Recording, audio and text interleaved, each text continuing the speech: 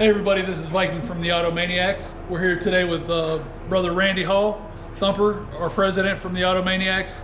And he's gonna tell you about this beautiful 65 Mustang we've been working on. Randy. Hey guys, bottom line is what we have is a 1965 289 Mustang going through a kind of a resto mod. Basic small block 289 that's been bored. It's 30 over. It's nothing super fast. It's just a nice clean build. Got a nice serpentine belt system put on it. I also ended up putting on new motor mounts from Rick Morris, and they are really sweet. They allow you to move the motor aft and obviously forward. Put a really sweet radiator in it. It's got a C4 transmission that's been rebuilt. What happened? Oh, we're good. And it came out of the paint shop about 4 months ago. A buddy of ours painted it. Todd Fisher's Body and Collision out in Springfield, Ohio. Did a really nice job on the car. I'm now in the process of wiring it. That's what Ian and I did today. Took us a couple hours, basically rewired the back of the car with a new automotive harness. And we run into an issue with the ignition switch, I should say. It doesn't replicate the original Ford switch, and therefore when you put the key in, it doesn't work properly. So I've got to call into those guys. And as soon as that's resolved, I can keep pressing with the wiring.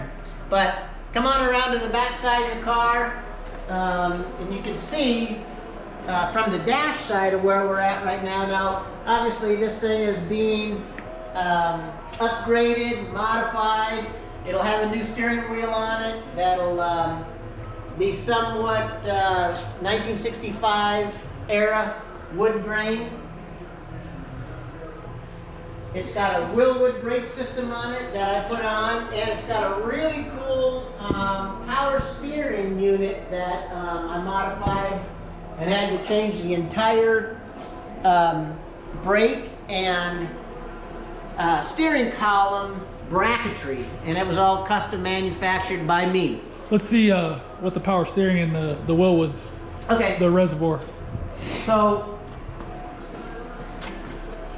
obviously this is your power steering pump down here. The Willwood brakes sit in the back, and all of this has been modified. You can see down in the far corner there, the power, actually the steering column, all that has been modified to go into a power steering box that originally this thing didn't have. So it's going to handle and respond like a 2010 vehicle now, as opposed to a 1965. Very nice. So it'll handle a whole lot better. It's got a much more aggressive front coils, rear springs, different shocks on it. This thing should go around corners like a slot car or a go-kart, whatever you want to reference to.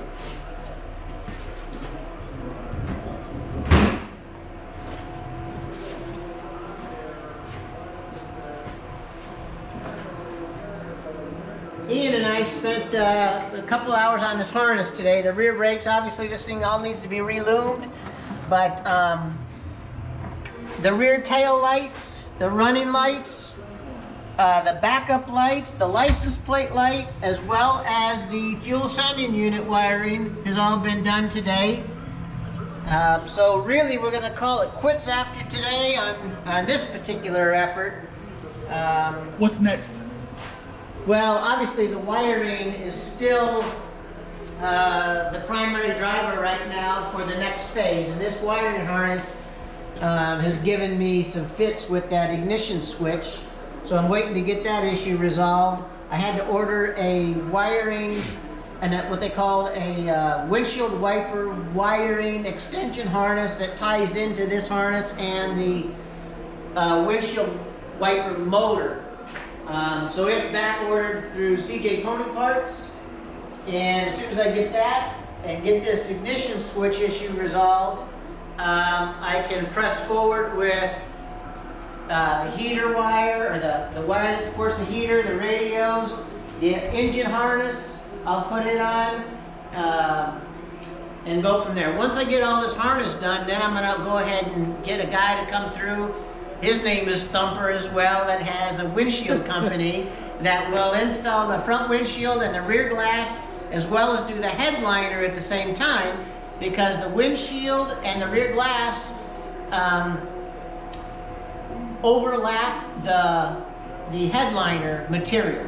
Okay. So you got to get the headliner in first? The headliner's got to go in along with, I'll have the dome light wire that'll go across the top of the roof line, and I'll get that done. And then, like I say, once the wiring is done, I'll get Thumper out here to do the windshield. All right. And then once that's done, it'll go to the alignment shop, and then I'll take it over to Richard Muffler shop and have dual exhaust put on it, and then it'll be ready to go out the door for the next project. And what's the next project? Well, it's going to be a Camaro, either a 2010 to a 2015, but also I got another LS motor coming, a 5.3, that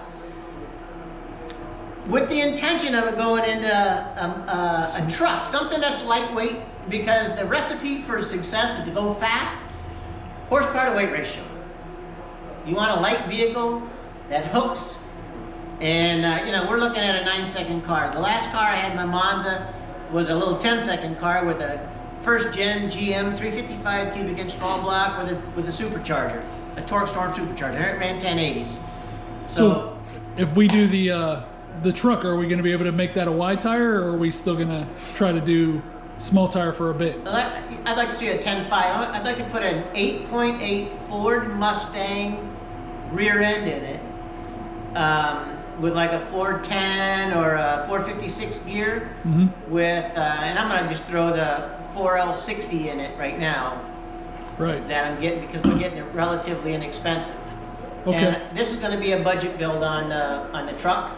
Right.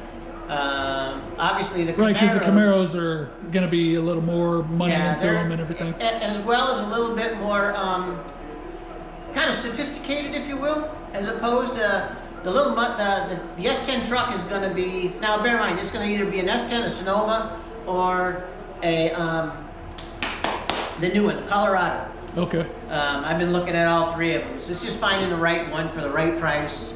And we're just going to put that LS motor, that 5.3 LS with the 4L60.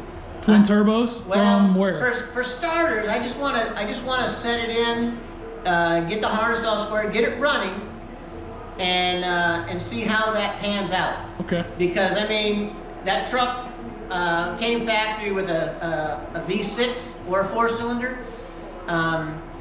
And once you put that LS 5.3 in it, it'll probably liven that little truck up quite a bit. And it'll probably be, I'm hoping we can get 11 seconds out of it just right out of the box. Straight motor, or are we going to cam it? Or are we going to...